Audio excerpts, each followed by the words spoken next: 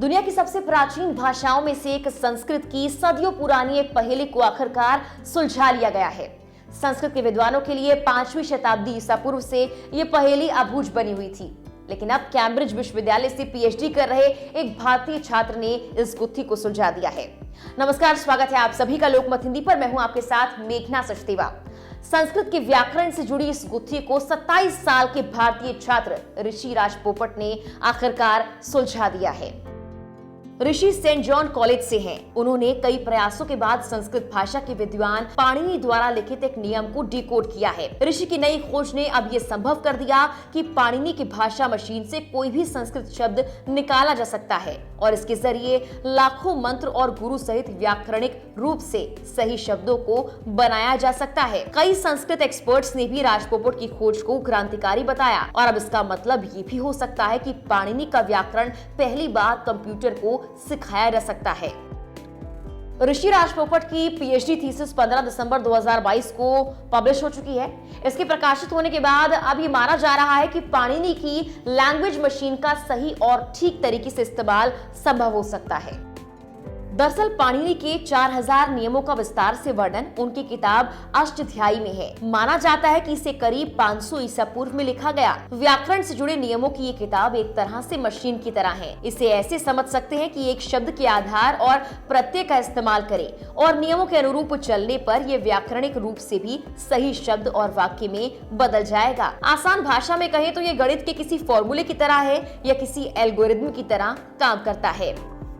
पाणिनि के बताए गए नियमों को लेकर अभी तक एक बड़ी समस्या आ रही है। अक्सर पाणिनि के 2 या 2 से अधिक नियम एक ही चरण में एक साथ लागू होते हैं, जिससे विद्वान इस बात को लेकर असमंजस में पड़ जाते हैं कि किसे चुनना है या क्या सही माना जाए। ऋषि राज पोपट ने इसी उलझन को सुलझाने का काम किया। ऋषि के शोध के अनुसार पाणिनि के बनाए मेटा रूल को पिछले कई सालों से गलत समझा गया और उनकी गलत व्याख्या की गई। मेटा रूल असल में एक ऐसे नियम को कहते हैं जो ये बताता है कि इससे जुड़े अन्य दूसरे नियमों का इस्तेमाल कैसे किया जा सकता है। ऋषि के अनुसार पिछले 2500 सालों में कई विद्वानों ने इस मेटा रूल की गलत व्याख्या की, जिसका नतीजा हुआ कि वो अक्सर एक व्याकरणिक रूप से गलत परिणाम तक पहुंचे।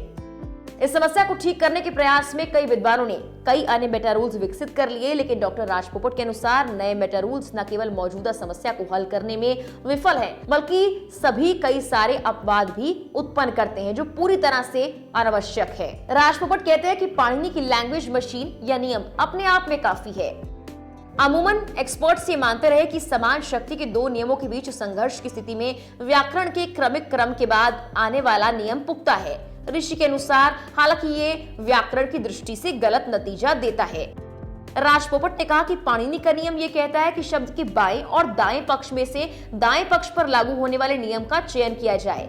ऐसा करने पर पाणिनि की भाषा मशीन से लगभग बिना किसी अपवाद व्याकरणिक रूप से सही शब्दों का निर्माण किया।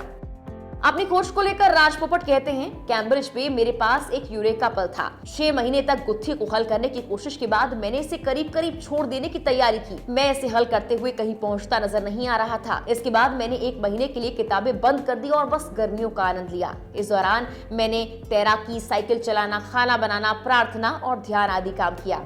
आखिरकार मैं फिर बड़े बेमन से काम पर वापस लौटा और मिनटों में जैसे ही मैंने पन्ने पलटे ये सभी पैटर्न मेरे सामने उभरने लगे और सब कुछ समझ में आने लगा। उन्होंने कहा, और भी बहुत काम करना था, लेकिन मुझे पहेली का सबसे बड़ा हिस्सा मिल गया था। अगले कुछ हफ्तों तक मैं बहुत उत्साहित था। मैं सो नहीं पा रहा था और आधी रात तक लाइब्रेरी में घंटों वक्त बिताता था। ये सब कुछ ये जांचने के लिए कर रहा था कि मैंने क्या पाया और इससे संबंधित पहेली का भी हल निकाल लिया जाए। इन सब काम में और 2.5 साल लग गए। फिलहाल के लिए इस वीडियो में इतना ही। तमाम देश दुनिया की खबरों के लिए और इस तरह की वीडियोस के लिए आप लोकमत हिंदी को सब्सक्राइब जरूर कीजिए और वीडियो अच्छी लगी है तो इसे लाइक और शेयर करना ना भूलें।